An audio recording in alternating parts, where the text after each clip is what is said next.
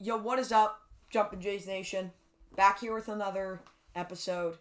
And yeah, we were filming one yesterday with our guys that we're trying to bring on the podcast. We're just trying to get a lot of guys to come on, and we're not gonna address or who it is yet. But yeah, just a lot of technical difficulties, and ended up breaking the Santander bobblehead. So now there is only one left, which sucks. But yeah, we had a lot of technical difficulties yesterday. Had some problems with the audio, beforehand and after. So we're kind of left with defeat. But the good thing is we're bringing them back on not this Friday, but next Friday. Not 100% yet. Yeah. But... The day that we're filming this is Wednesday, January 7th. So that would be in like a week and a bit, week and a half from now. That's not 100%, but it's going to be in a good week or 2 weeks from now. But yeah, just want to bring you guys that episode yesterday, but obviously we couldn't, and it was kind of a month in the making, so it wasn't really too good to see that fumble. But anyways, getting in, you want to mention our first podcast? Just before we get into the video, we have been gaining a decent amount of subscribers lately. We're at 58 now. It's pretty good, but let's get into things. Obviously the big draw point, Kazuma Okamoto signed to be a Blue Jay for the next 6 years. Great deal from the Jays. Kazuma Okamoto. We all saw what he did last year. Lots of home runs. He's obviously maybe not one of those types of free agents that every guy knows. Like, every Blue Jays fan knew of. Like, I'm sure there's maybe not as hardcore Blue Jays fans out there that didn't know of Kazuma Okamoto. We're gonna tell you all about him, how he's gonna fit into the Jays, just all about him. He's your newest Blue Jay. I'm a huge fan of this signing. It's a pretty low-risk deal. There is some risk considering he hasn't seen very many pitches over 94 miles per hour. It's a great deal, personally. Yeah. Kazuma Okamoto hit 30 home runs last year. He can do that for the Jays. He's our cleanup hitter. And I don't know what happens with Bo Bichette. This market's been going on really, really long. Like, spring training's in a month from now, and we still haven't heard anything. Like, I'm really surprised that there's been no draws. Like, you go look at back last year, Juan Soto signed in winter meetings back in December. We're in January, and there still hasn't been, much news about it. Like, there was more, finalist type of sweepstakes for the last two. There hasn't really been that. There's just been insider predictions on who's gonna land who, but I don't know how long this is gonna draw out. But you gotta think something's coming soon. We I guess we'll have to see. But back to the point of Kazuma Okamoto, just a great all around player. Plays third or first base. Lots of Blue Jays fans, I'm sure, are thinking, so what happens when Kazuma Okamoto, or Vladdy's our first baseman? Why did we sign Kazuma Okamoto? Well, you think about it like this. If you lose Bo Bichette, because Okamoto can play third base, Ernie can play second, Jimenez can play shortstop. But one thing I was thinking about yesterday, I would rather Jimenez or Ernie Clement play over Andres Jimenez. Don't get me wrong, I love Jimenez. He's a great defender. But when you think about him being a lefty, great, but he really struggles hitting. Really struggles. He was good in the playoffs, but the regular season was not great for him. And people that say, well, Jimenez is a really, really good defender. Well, think about this. Ernie was snubbed of a Gold Glove this year. Should have had it. Should have had a Gold Glove. So he's a pretty high caliber defender, I would say. I would love for him to play shortstop more than Jimenez, because also Ernie can hit pretty well. I think he's going to evolve even more at the plate this year, with hitting maybe the righties. He mashed lefties. Depending on what happens, if they bring in Kyle Tucker, which right now, I'd say Kyle Tucker is the best option they have to bring in. Kyle Tucker, best option. I want them to bring Bo back. It seems maybe like the most realistic, or Tucker. Bregman's off the charts now, I don't think they bring in Bregman. But I really think that the move is either bringing Kyle Tucker or Bo Bichette at this point. I don't think we need both. Yeah. Well, I think one thing that Tyler didn't mention was that Kazuma Okamoto doesn't just play first base and third base. He can play left field. Like, he has shown that he can play a little bit of that. And with the home runs that he hit last year, he honestly, he's a great guy to add to the lineup. And the other thing that I would like to mention is you have Santander coming back next year, which means that, obviously you're not going to have Kazuma Okamoto playing the outfield if Bo Bichette, Kyle Tucker gets signed, because he's probably going to be going in the infield. But even if Kyle Tucker gets signed and Kazuma Okamoto goes to the infield, or Bo Bichette gets signed and then that forces Okamoto out, I don't know personally what you want to do or who you want to send down, because you have too many outfielders at that point. You have Barsh playing center. You have Schneider playing left field. You have right field. You have Santander. If you add Tucker, that's Tucker. You have Loperfido. He can go anywhere. He's been left field, right field. But, you have a lot of those outfielders, and that's where you have to think about, where are you going to place them now. One thing I would like to mention is Kazuma Okamoto. If Tucker got signed, would he take over third base a little bit instead of Barger? I would think yes, just because of the numbers that he put up last year. But the other thing you do got to remember is that it was the KPB league, or no, am I wrong about that? MPB league. Yeah. But you never know how he could perform. And he's obviously coming to the majors for the first time. But you have seen a lot of those Japanese guys, or even the American guys, come over from those Japanese leagues and perform really well. And yeah, I would just like to read off some of those numbers that he put up last year. So last year, he had he played. That's wrong. He played 293 games. He had 251 at bats and hit. And he did not play 293 games. Yeah, that's definitely wrong. I don't know why it's saying that. It's saying that his age is, that's all right. All the stats here are right. But, yeah, the numbers, either way, he was batting above 300. The numbers that he put up last year in the league was great. So you bring him in. He's got to find somewhere to play. Because I would like to mention Ross Atkins. He did mention in a press conference with Kazuma Okamoto, he was asked, what do you plan to do with, do you plan on signing anybody else?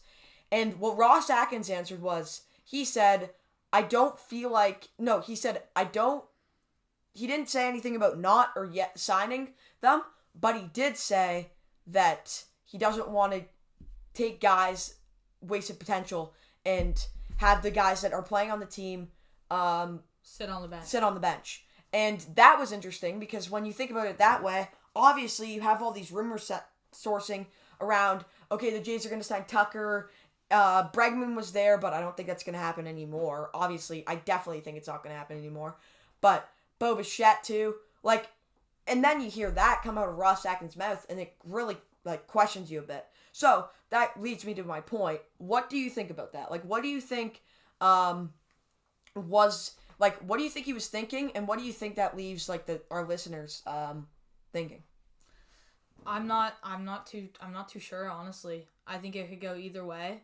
There could be I think he could still be looking into a Bo or a Tucker, or he could be done and finished with the market.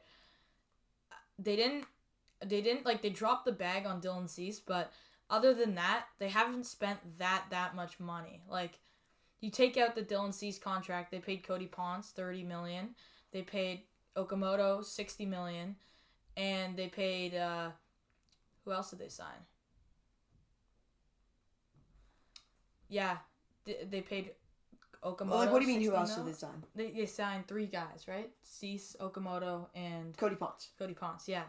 So taking out the Dylan Cease contract, that's $90 million for. Oh, and Rogers. They signed Rogers too. And Tyler Rogers, another great signing. They haven't paid too much. I think they've got more in the tank, especially for a Bo Bichette. Maybe not a Kyle Tucker, but I think they've got enough for a Bo Bichette, considering I think people are saying he's expected to get $200 million. I don't think he will, considering how long this is taking. I think he's gonna get $150. And one take I thought of a few days ago, Framber Valdez. He hasn't like been on. He hasn't like there's been no news on Framber Valdez. Nothing. Like zero. I haven't heard anything about Framber Valdez sweepstakes. Almost forgot. I almost forgot he was. I almost forgot he was a free agent. But yeah, there's so many. Like we were talking yesterday. There's so many free agents that haven't been signed. Like you have Bregman, you have Bo Bichette, you have Tucker, you have Cody Bellinger. Cody Bellinger was signed. Really? Yeah, he went back to the Yankees. When was that? A while ago. Oh, really? Ranger Suarez, Framber Valdez. So you have those type of guys. Like, I mean, it's a lot. It's interesting to see. Like, to be honest with you, really interesting because I'm surprised that there's that many still out there that are like, that's good. Those are good players. Obviously, you don't want Framber Valdez coming in and him crossing up his catcher like that. You don't want to deal with that. I don't think the Jays would want to take on that because it's just like, look at the negativity coming from that guy. But then you have a guy like, let's say, Tucker, all those guys, Bo Bichette. Like, I'm surprised why they don't want to settle in. And you have, who else? You have, what's that guy's name again? You have, Ranger Suarez. Like, Ranger Suarez, too. Like, those are 4 guys that are really good. I'm probably missing 2 because I thought I saw a half dozen players that haven't got signed yet. But that's really, like, interesting. I don't understand why they haven't signed yet. And I would expect that all those signings are going to be done by, I want to say, January 20th. Like that's really hard to say. But who wants to go earlier than a month, not even knowing where you're going? Because keep in mind, all these players, they can't just move. Like, they have to move their stuff. And Tucker, obviously, we've seen, he has a family. Bo Bichette just got married. Ernie Clement and all those, Kevin Gausman, they were at his wedding. Like, those, I don't know about Framber Valdez and not Suarez. What's that guy's name? Ranger Suarez. I don't know about those guys. But all I do know is that those 2 guys, they want to know where they're going. They can't move from the time that they have from spring training to the regular season. So, honestly, I don't know about you, and that's the next question is, when do you think these guys are going to sign? Because, personally, I think Bo Bichette and Tucker sign within the next 2 weeks. I mean, I can't really give out a timetable for when they sign. It's really on them when they decide to sign. Like, yeah, I mean, I get you'd want to know where you're going, but I don't know what they're offering Bichette. I don't know if it's a deal that, like, really he doesn't want to take. And you gotta make your money. I mean, if he wants his money, he's gonna go for it. And he's still having an off season. Either way, he's playing in Tampa for spring training or Dunedin, all around Florida. I'm sure he's got a house there because he's done it multiple times. So he's got time, I'd say. I think the off it'd be pretty much done by the end of January, maybe leak into February, looking how things go. I got no timetable for it. But a take I wanted to bring up. You take Framber Valdez. Like, there's been no sweepstakes rumors, no, like, contender rumors, who's favorite to sign him, nothing.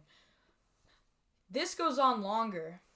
Framber Valdez keeps going like this. Teams are signing Braggy, all those guys. They don't have money for Framber. He keeps going down.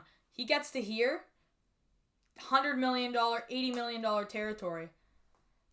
That's Angels, Athletics, Marlins, Pirates, that's that territory. And honestly, I could see it getting there. And then Valdez being in the mix to become a Pirate, a Marlin, an Athletic. I think if he went to the Pirates, they'd have a nasty rotation. Paul Skeens and Framber Valdez leading the rotation. That'd be amazing. Their hitting still is tough. If they had gotten Kyle Schwarber, they would have looked like a pretty good team. Marlins would have a nasty rotation. Sandy Alcantara and Framber Valdez. That'd be great. They've got some other guys that are pretty nasty up there. Once he becomes cheap, he's in the lower end team caliber, and I think the Marlins would be happy to pick him up. None of these teams care about him crossing up their catcher. They're like, let's just face it, they were all awful last year. All four of those teams. Athletics, they were all right. They were good until the deadline, I'd say, and then they kind of had a fall off. But the hitting for the Athletics is amazing. Their pitching, rough. They get Framber Valdez to lead the rotation. They could look like a lot better of a team. Also having them just pay Tyler Soderstrom. They're moving to Vegas. Things are looking good for them right now. And they also have Denzel Clark in the outfield.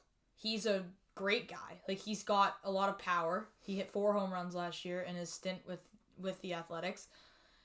I think they're looking to be a really good team.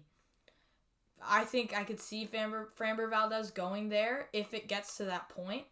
Because the Jays, I don't think, are a fit to sign him. Their rotation's bolstered. I'd say the LA, I doubt will sign him. 1, because of what he did with Yonder Diaz.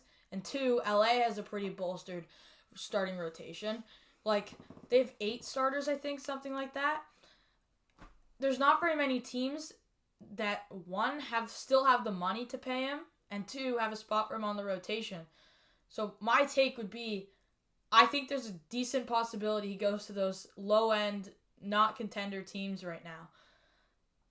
That's just my take. What do you think about that? Yeah, I think another team you didn't mention, a lot of these teams could sign him. You never know what could be happening behind the scenes. And keep in mind, all these are just reports. But I do think maybe even Tampa, all these teams, I agree with the fact that the Athletics, they're going to be amazing next year, considering, they've always been considered such a bad team, no matter what. If you go back 20 years, they've always just been considered so bad. Since Ricky Henderson. Yeah, and it's just, you don't want to see that, but, maybe tables have turned when they go to Las Vegas. They do have, Nick Kurtz. They have Tyler Soderstrom. They have Denzel Clark, like you mentioned. I'm missing... Brent Rooker. Yeah, Brent Rooker. Shea Langoliers. Yeah, Shea Langoliers. They have so many good guys. So, yeah, maybe the Athletics, maybe they want to add a type of guy like Framber Valdez. But you never know.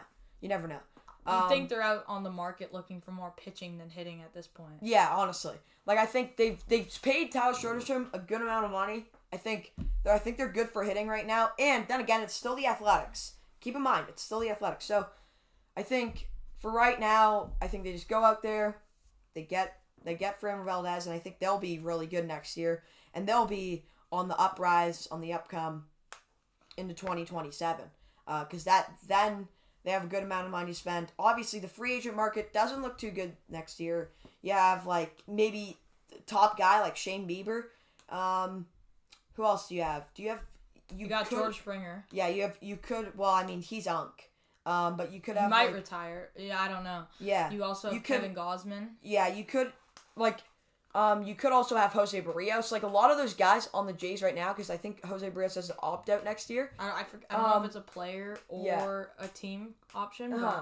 But yeah, you never know. And yeah, I think the Athletics, they'll do really good next year. But yeah, it's not gonna be a great free agent class next year. So gotta get as much as you could get right now and at the trade deadline. I said it time and time again.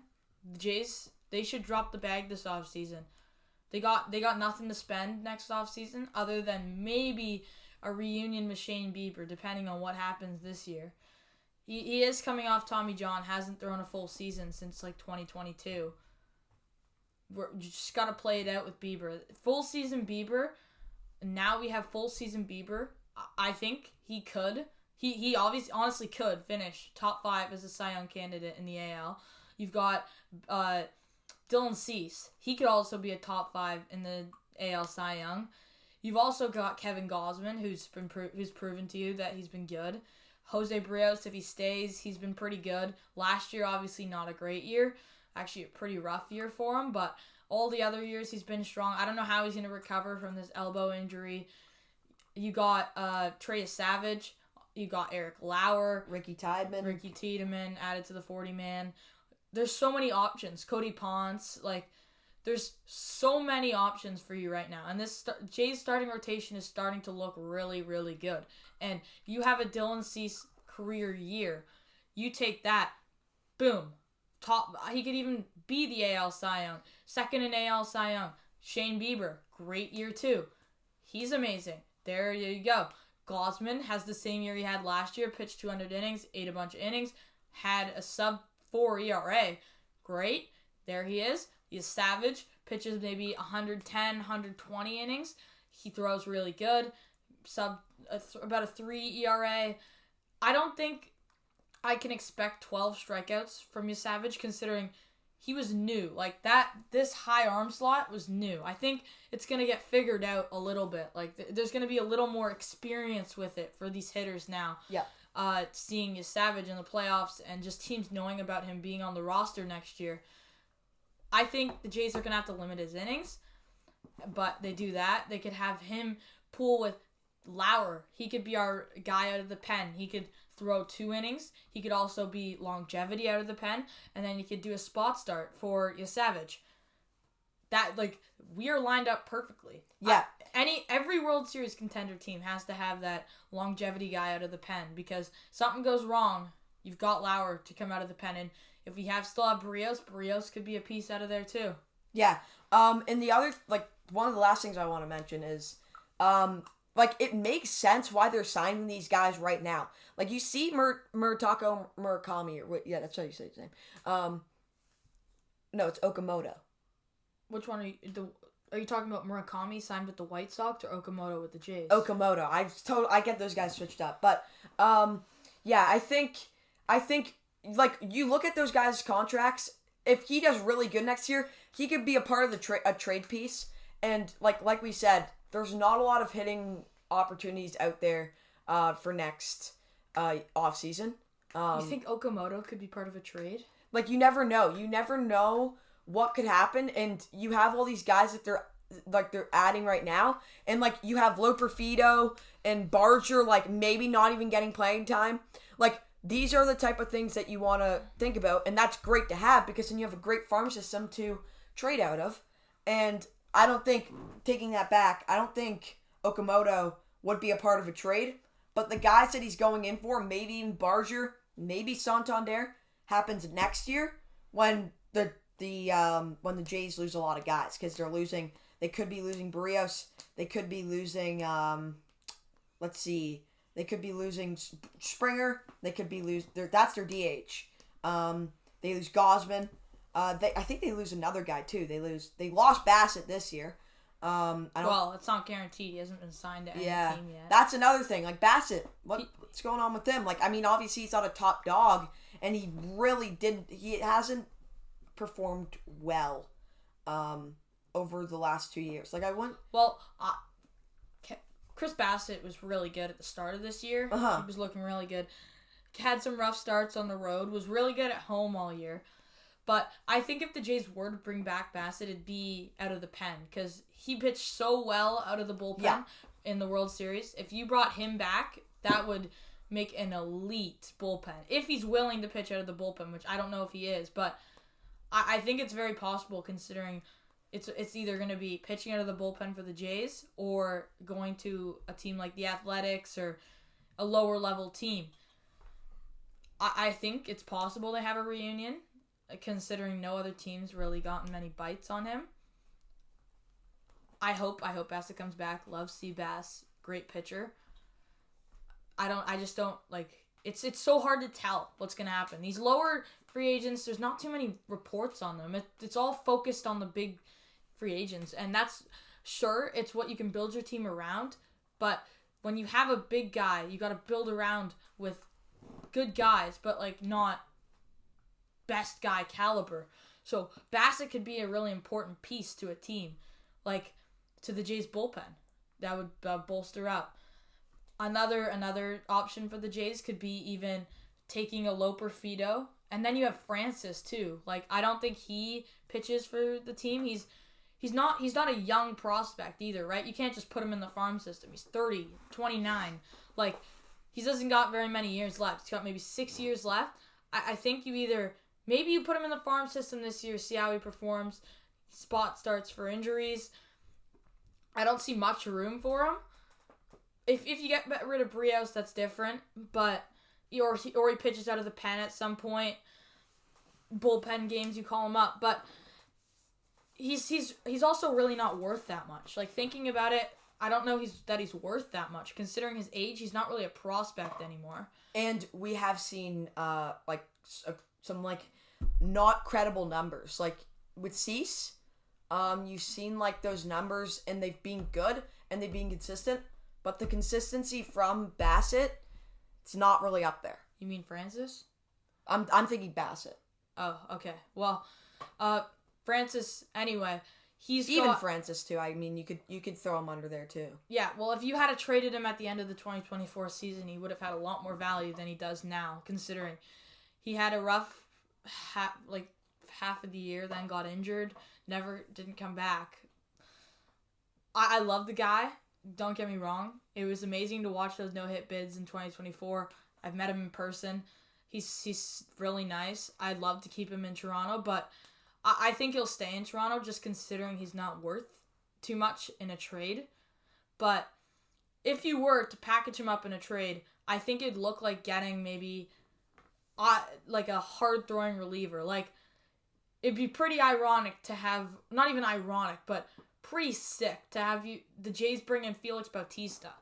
Like, don't get me wrong, I trust in Jeff Hoffman to close games, but Felix Bautista coming in and throwing 100 out of the pen, would the Orioles trade him? Highly doubt it. Would it be sick? Yes.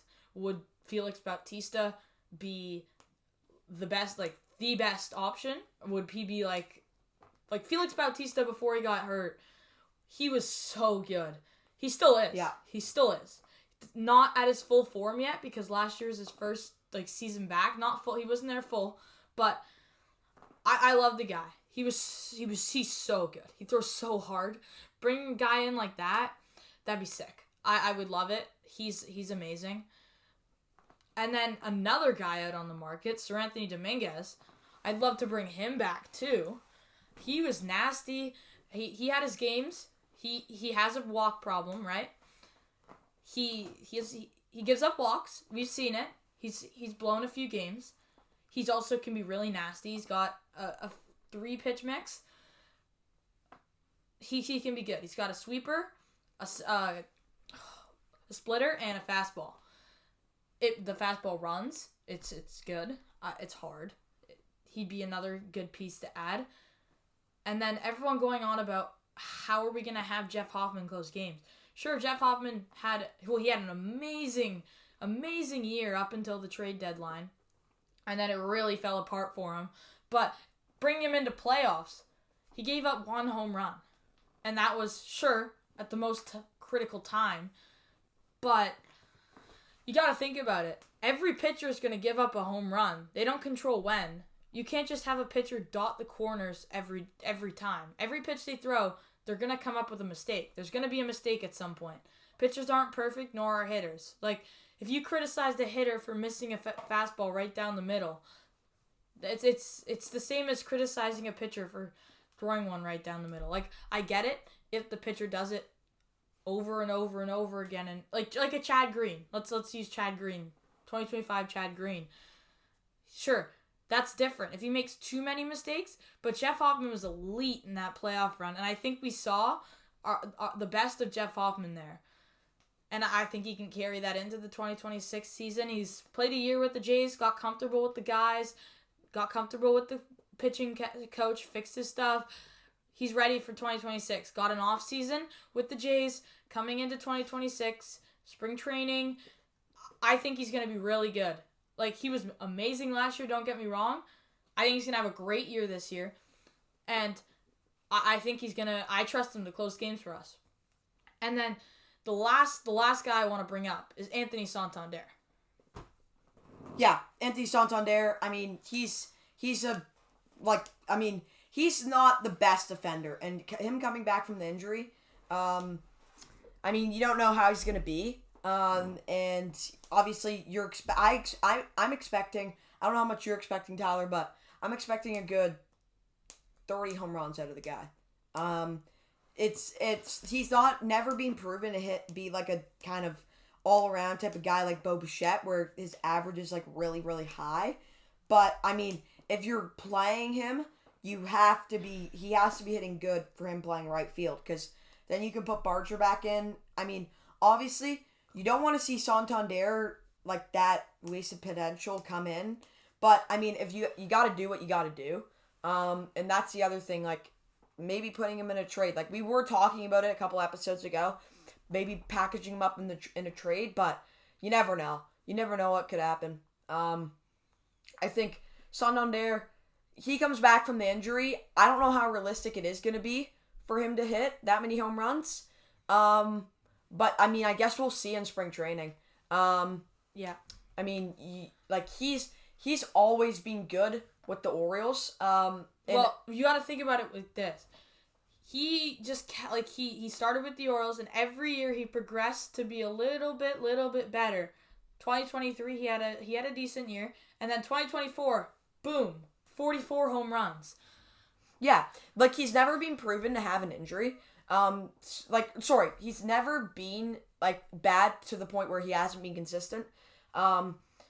So, yeah, I think it's just been getting better and better, and then obviously he had that injury. So, yes, I do expect 30 or more home runs from him, considering, or, I mean, obviously, I'm fine with having a guy that can hit like 300. Like, I'm fine with that, and then you can keep him in the order, but I mean, I don't think Santander's a contact. Yeah, honestly, he's too slow to be a contact. He's too slow and honestly too compact, like his body in general. So I don't think he's like the type of guy to be like Bo, where he's quick, moves, is agile. But yeah, I think Santander, I mean, it's great. It's gonna be great to see him back. I just don't know how far it's gonna get if he's not hitting over like 200 with more than 20 home runs. Yeah, I mean, I'm taking poor defense and 30 home runs. I agree with that. Over great defense than a terrible bat. So, I have big beliefs for Santander. I think he can do a lot of things next year. He's got an off season. He's a notorious slow starter. He normally doesn't get off to a good start till about April, May. He was injured. He got injured at the end of May. He was starting to hit a few more home runs. He's still obviously, I'm not going to say he was good. No, he wasn't. There's no sugarcoating it. But I think you give him, he was just adjusting. I think you give him more of the season and he gets back into it. Even the playoffs, his power wasn't there, but he was getting hits, battling at bats, doing what the Jays do. And I think he can be really good next year. I think he's also going to be really working for a spot, because he's got to fight for a spot now. What he put up last year, he knows he's got to fight for a spot, because there's so many good outfielders in the mix right now. So he's got to fight for a spot. Yeah, he does. He's got to fight for a spot, and I think you never know.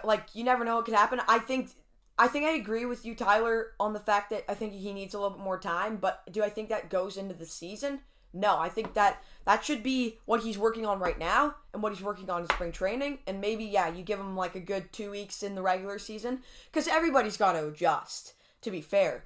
But after that, if he's not performing, I think you got to start thinking what you're going to do with the guy, because I don't think he deserves that much time. He came back from the injury.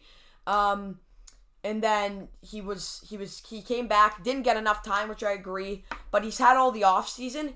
I give him the spring training, and then I don't even know, depending on who you're talking to, I don't even know if you'd give him the regular season. I think you'd just give him the off season and the spring training. But you never know. I think I would give the guy a chance. I think everybody's has to adjust from going from no fans to a little bit of fans at spring training and just like a quiet outside ballpark to an indoor Rogers Center cold outside type thing. So yeah, I think I agree with you. I think that leads us to our last point. I'd say that's it. Yeah. Thank you guys for listening. Yeah. I think it's close enough to the time to say go Jays go now. So we'll end it with that. I agree with that. I agree with that. One more thing I would like to mention though is podcast wise, I think the next podcast we drop, if nothing comes out, it would have to be, I want to say we just post one next Tuesday. And if not, I think the next podcast is whenever that news drops, and then you'd be expecting one on the Friday after the Tuesday if that's what happens, but you never know, and that's not guaranteed. Yeah. But yeah, anyways, go Jays go.